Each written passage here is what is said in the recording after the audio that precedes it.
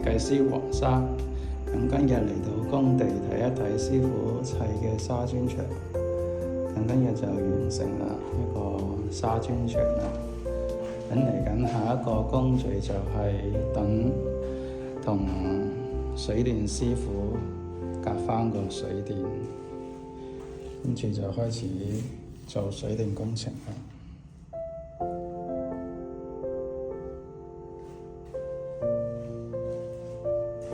咁較早前我哋都同客人已經隔晒水電位㗎啦。咁下一步就係做呢個水電工程。多謝大家。